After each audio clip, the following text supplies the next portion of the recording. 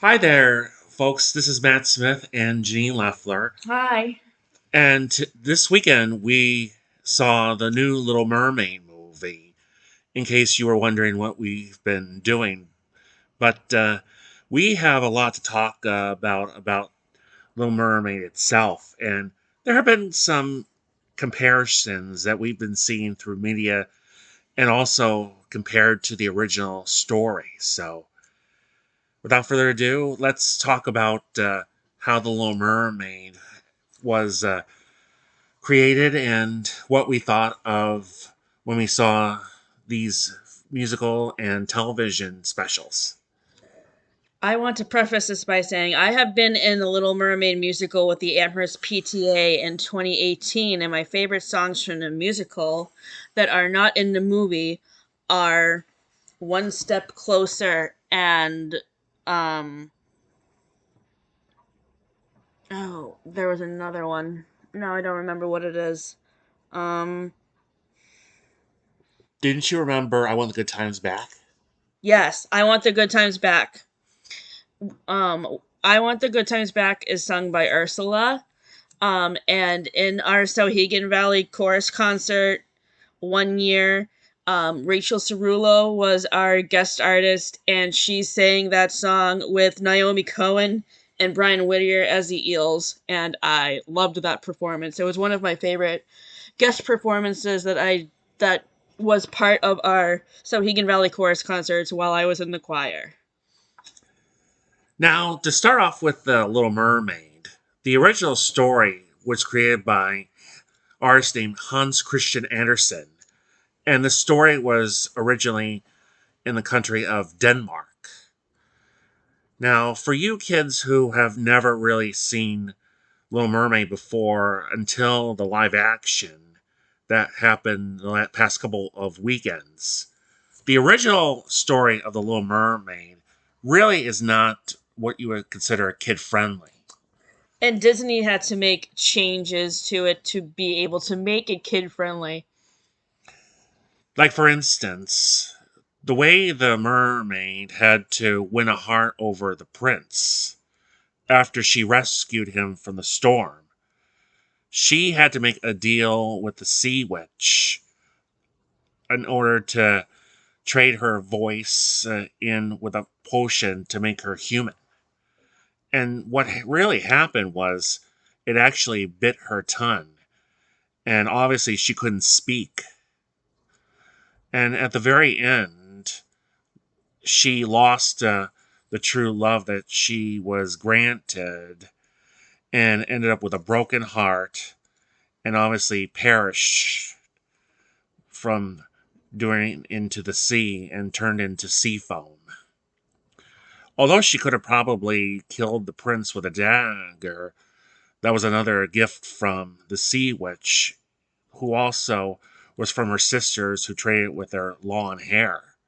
So that really is a little bit dark, but production for Little Mermaid for Disney started like in the 1930s, but it really was on hiatus for a while until music composer Alan Menken in the 1980s signed a deal and got this working. And then a couple years later, by 1989, we saw in the theater Little Mermaid for the first time. The Little Mermaid animated movie came out in 1989. At that time, I was 3 years old, and Matt was five. I was almost six. So he was five and a half. So my favorite songs in the animated movie of The Little Mermaid are Under the Sea, Kiss the Girl, and um What about Part of Your World? That's and, iconic. and Part of Your World, of course. And also Fathoms Below. That's pretty good too. What about you? What are your favorite songs in the Little Mermaid cartoon movie? Much the same as you, but I also like Poor Unfortunate Souls. That too. Yeah. Now, when we saw this in 2018, You star because I was on stage in it. So when I was in a PTA play, I was in the ensemble for Under the Sea and Kiss the Girl, and I had a lot of fun in those numbers. Um, I was also in a few crowd scenes at the beginning of the show for Daughters of Triton, and at the end of the show for the wedding scene. And the Part of Your World reprise songs are also in the live action movie, but those are the only two songs from the musical that are in the movie. Now, let's compare the difference between the original movie, the musical, and the live action. Now, in the original film and the musical, Phantoms Below really is at the beginning with a ship and stuff. But during the live action movie, this didn't come until Ariel first discovered Eric on the ship. Right.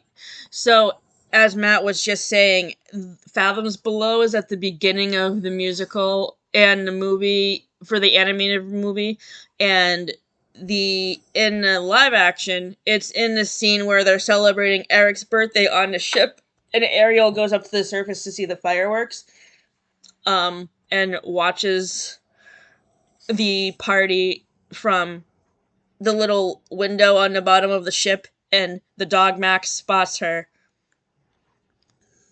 Now, if you fans have never actually seen either the original film or the musical, and you were wondering about the family with King Triton and Ariel's sisters, take it from me that in the original film, what was really the royal part was the Kingdom of Atlantica.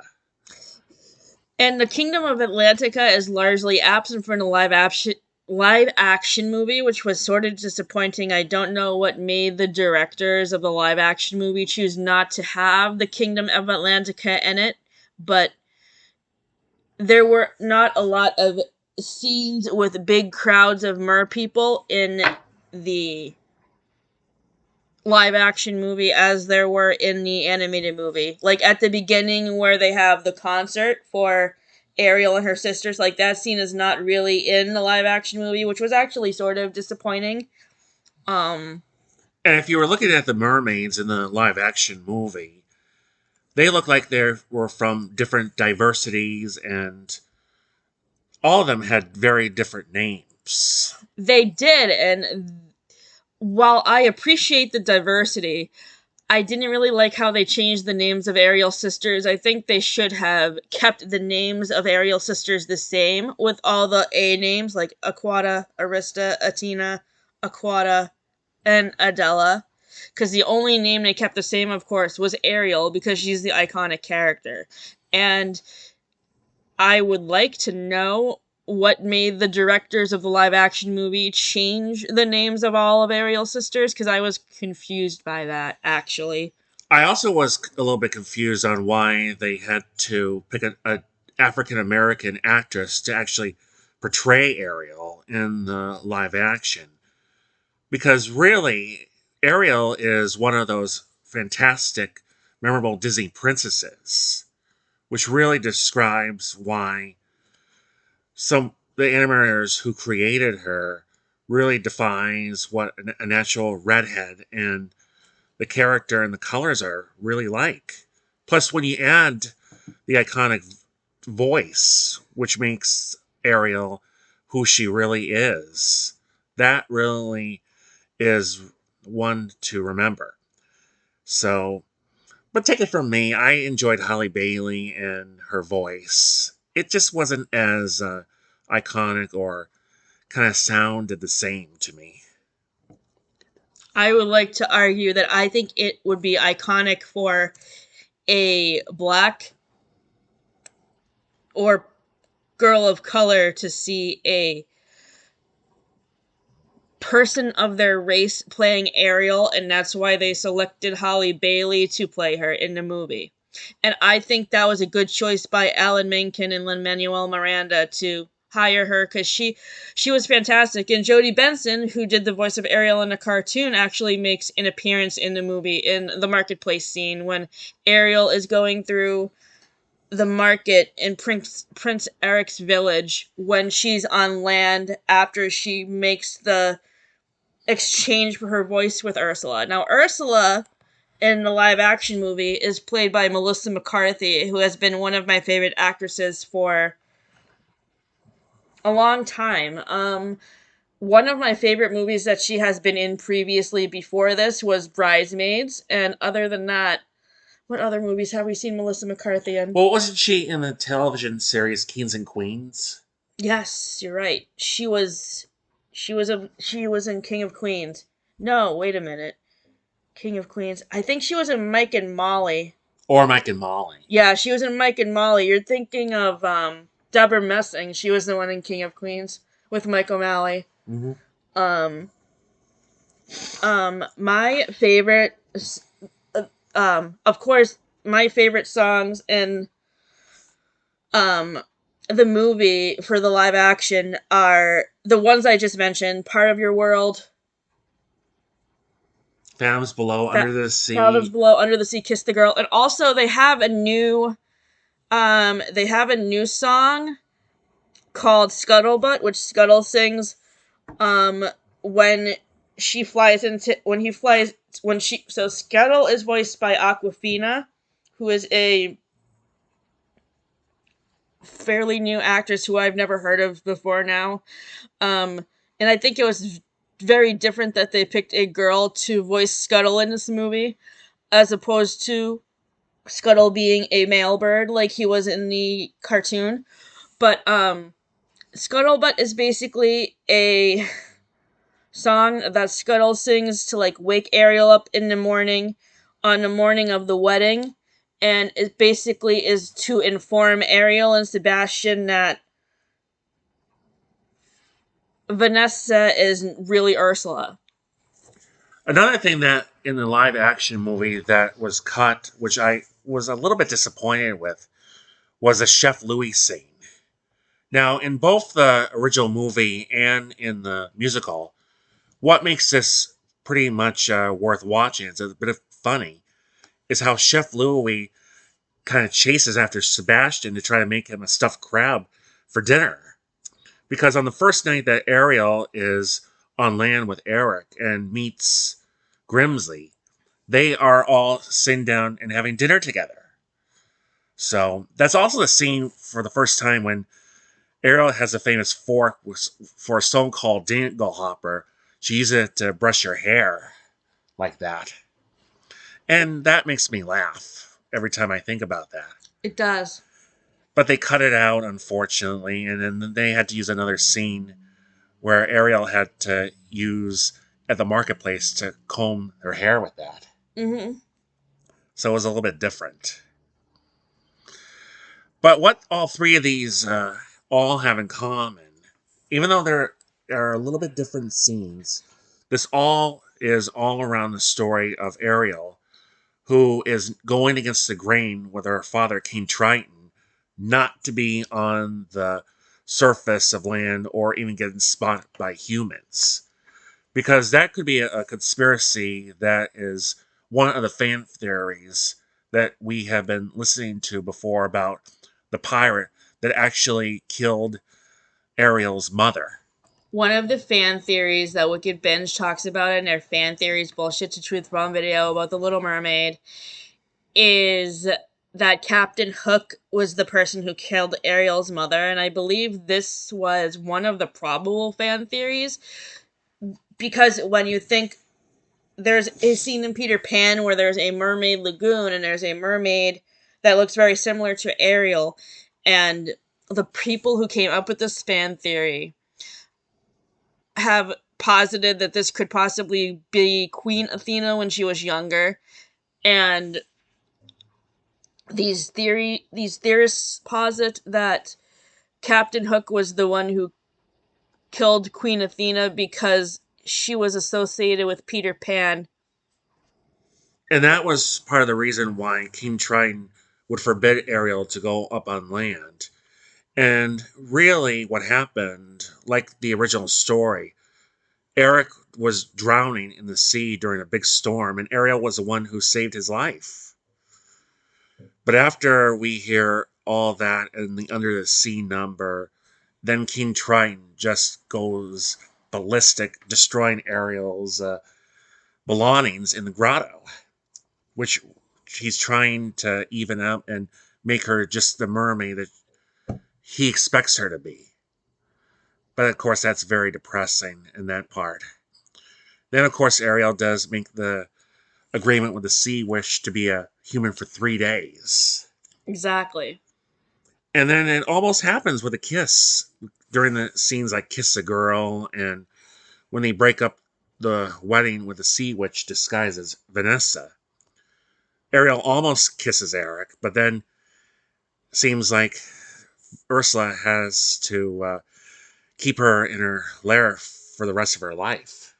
But it's the very end that when Ariel kills Flotsam and Jetsam and she turns into the big sea witch of the sea, then they I battle. don't think you should spoil the ending of the movie for people who haven't seen it. That's kind of not fair.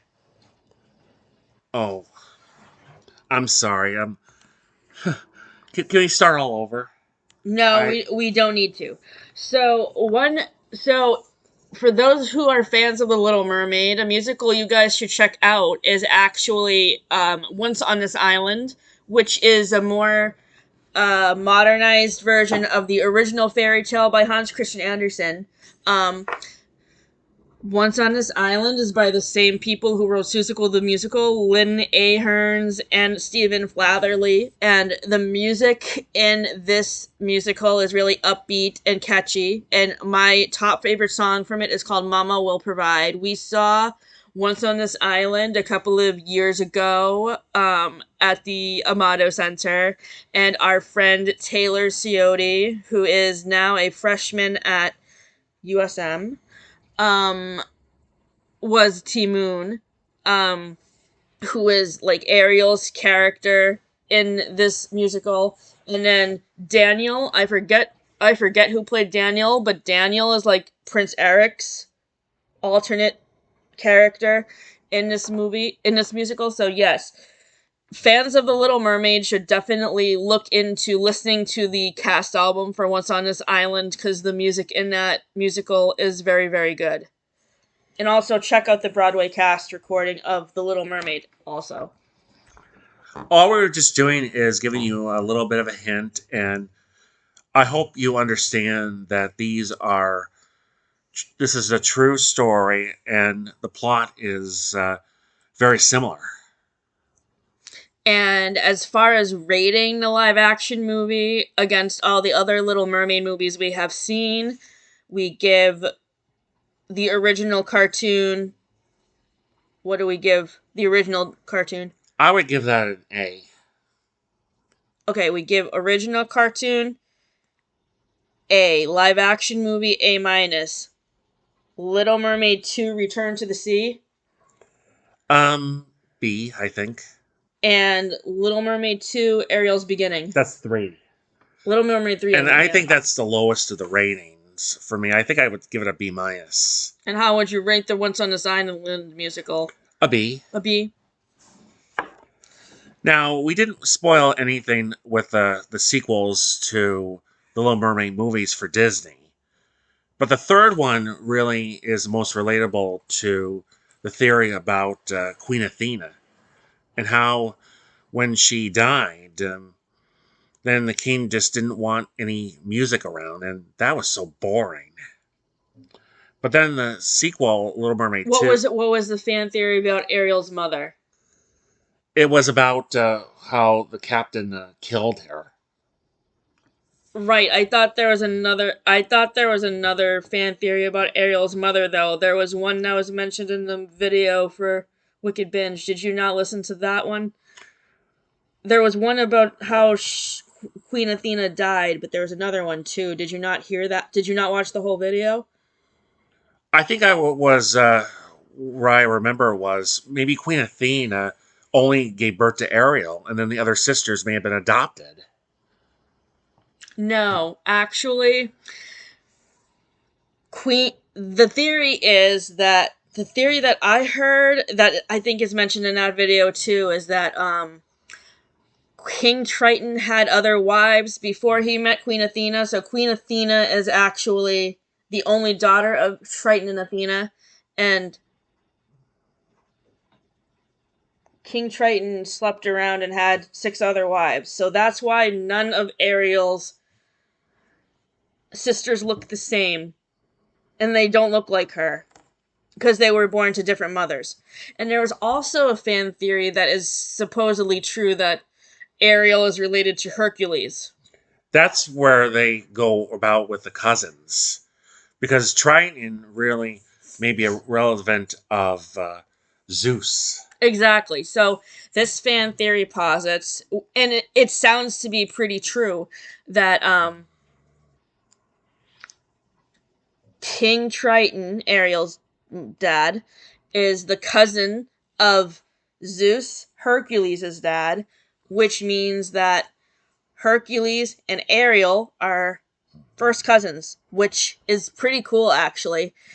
Maybe I'll write a crossover fanfiction about Hercules and Ariel. I don't know yet. But you have to keep in mind, Janine, that Hercules, the setting was in Greece. And Little Mermaid original is more like around the Mediterranean Sea, like Denmark, for instance. I mean, Oh, not the Mediterranean Sea, the sea where Denmark is. um, but I mean, Ariel is a human at the end of The Little Mermaid. Who's one not to guess that in their seafaring journeys, Eric and Ariel could go to Greece on a trade mission or something, and that's how she could meet Hercules? That would be worth the trip. I see what you're getting. It's worth thinking about. And one last thing about if you have never seen the original movie of Little Mermaid or two or three on Disney, I want you to consider maybe going into your local store and maybe search around for some apparel of something. Like, for instance, last Christmas when I was searching for gifts at FYE, that's where I showed you guys about the can and the doll figure of Ariel. And plus, we've also had those pop Punko dolls before. Also, all of the Disney animated movies of The Little Mermaid are on Disney Plus, and eventually, I'm sure the live action movie will also be on Disney Plus. So if you have Disney Plus, just binge watch all of the Little Mermaid movies. And if you ever watch the cartoon of The Little Mermaid, let me know what you think of that, because I haven't seen the cartoon show in a long time. There's a cartoon show that was on the Disney Channel that came out after the movies, or after the first movie. It was on in like the 90s and early 2000s. I remember watching a few episodes of it. So if you ever come across that on Disney Plus, please let me know when you watch it, because I want to watch it again. And we have also seen character as Ariel played in Epcot before when we visited for brunch. Yes. So the last time we went to Disney World in 2016, was it 2016? Mm-hmm. Yeah. We ate at the Akershus Royal Banquet Hall in the Norway Pavilion of Epcot, which is the Princess Restaurant in Epcot. And I got my picture taken with Ariel, and I also think I got my picture taken with Princess Aurora. And the next time I go, I think I want to eat at the restaurant that's on the boardwalk that has the breakfast with Ariel and Prince Eric and Flynn Rider and Rapunzel, because I think it would be cool to see a restaurant.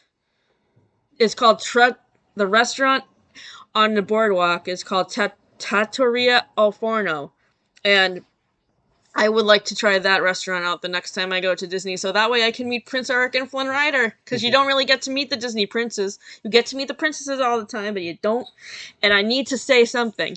I think the casting for Prince Eric in the live action movie was spot on, because my friend Kate and I, we both think that the Prince Eric actor in the live action looks exactly like cartoon Prince Eric. So good job to the casting directors of Little Mermaid for picking an actor who looks exactly like the cartoon character. He is very cute. And finally, a closing remark here.